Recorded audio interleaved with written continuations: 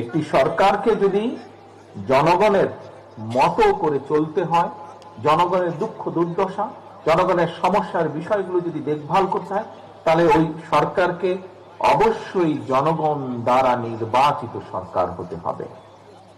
আবারও আমি একটি কথা বলি যে কোনো ব্যক্তি বলেন যে নির্বাচন হলেই কি সব সমস্যার সমাধান হয়ে যাবে?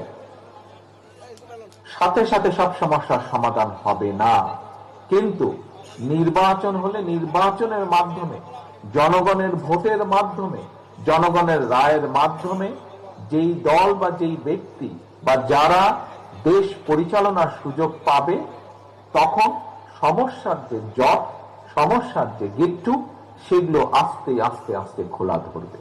কাজেই প্রিয় সহকর্মীবৃন্দ, আপনারা যারা আমাকে এখানে প্রশ্ন করেছেন, এই প্রশ্নগুলো শুধু যে আপনাদের প্রশ্ন তা নয়। আমি যে কোনোভাবেই দৃঢ়ভাবে বিশ্বাস করি এই প্রশ্নগুলো শুধু আপনার না, এই প্রশ্নগুলো আপনার আশেপাশে, আপনার বন্ধু বান্ধব, আত্মীয় স্বজন, পরিচিত বহু মানুষের কিন্তু এই প্রশ্ন, এবং এই প্রশ্নের সমাধান একটি। আজকে আমরা একটি জিনিস খেয়াল করছি যে সংস্কার সংস্কার সংস্কার সংস্কারের প্রস্তাব বিএনপি দেশের কাছে, দেশের মানুষের কাছে সবচাইতে আগে উপস্থাপন করেছে। ভিশন 2030 দেওয়ার মাধ্যমে দেশনেত্রী খালেদা জিয়া 2016 সালে এটা দিয়েছেন, এবং তারপরে এটিকে আবার পর্যালোচনা করে দেশের পরিবর্তিত পরিস্থিতির সাথে সামঞ্জস্যপূর্ণ করে আমরা 2.5 বছর আগে 31 দফা আবার উপস্থাপন করেছি।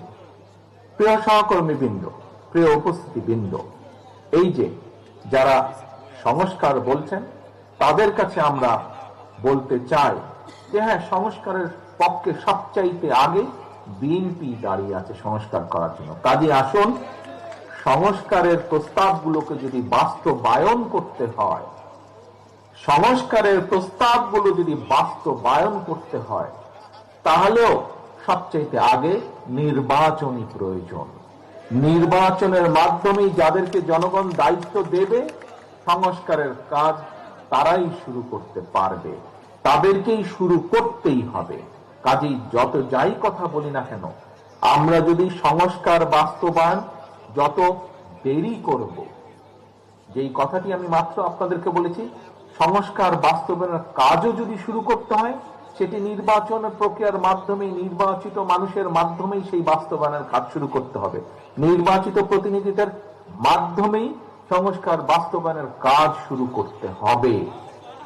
কারণ যারা নির্বাচিত হয়ে আসবে তারা জনগণের কাছে ওয়াদাই করবে যে তারা সুযোগ পেলে বাস্তবায়ন করবে এই সংস্কার, এবং যেহেতু তারা জনগণের কাছে ওয়াদাবদ্ধ থাকবে, তাদের আর কোনো পথ থাকবে না সেই কাজগুলো শুরু করার। কিন্তু যদি সংস্কার করে আমরা এই আলোচনা দীর্ঘ থেকে দীর্ঘায়িত করতে থাকি, দীর্ঘতর করতে থাকি, তাহলে কিন্তু স্বৈরাচার, যে স্বৈরাচারকে বাংলাদেশের মানুষ, সকল মানুষ, দল মত নির্বিশেষে, শ্রেণী পেশা নির্বিশেষে সকল মানুষ একত্রিত হয়ে এই দেশ থেকে বিতাড়িত করে দিয়েছে, যদি নির্বাচন প্রক্রিয়া দেরি হয়, যদি সংস্কার আলাপ আলোচনা দীর্ঘায়িত হয়, তাহলে সেই স্বৈরাচার সুযোগ পেয়ে যাবে আবার দেশের মানুষের কাঁধে চেপে বসা। কাজেই যে সকল বিজ্ঞ ব্যক্তিবর্গ, সমাজের বিজ্ঞ ব্যক্তিবর্গ, সম্মানিত ব্যক্তিবর্গ যারা সংস্কারের কথা বলছেন, আপনাদের সকলের কাছে রাজনৈতিক দলের অবস্থান থেকে আপনাদের কাছে আহ্বান জানিয়ে বলতে চাই, সংস্কার বক্তব্য রেখে দয়া করে এই আলাপ দীর্ঘায়িত করবেন না। কারণ আপনারা আলাপ যত দীর্ঘায়িত করবেন, দেশ তত বেশি সংকটের মুখে পড়বে। আপনারা সংস্কার আলাপ যত দীর্ঘায়িত করবেন, দেশে তত ষড়যন্ত্রকারীরা ষড়যন্ত্র করার সুযোগ পাবে।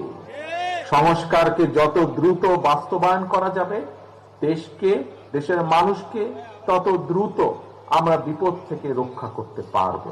কাজে আসুন, এই সংস্কারকে বাস্তবায়ন করতে হলে উপায় একটাই, যেই সংস্কার প্রস্তাব বিএনপি দিয়েছে, যেই সংস্কার প্রস্তাব অন্তর্বর্তীকালীন সরকারের কমিশনগুলো তৈরি করে দিয়েছে, যেটাই হোক না কেন, এই সংস্কারকে যদি বাস্তবায়ন করতে হয়, নির্বাচন ছাড়া আর কোনো রাস্তা নাই।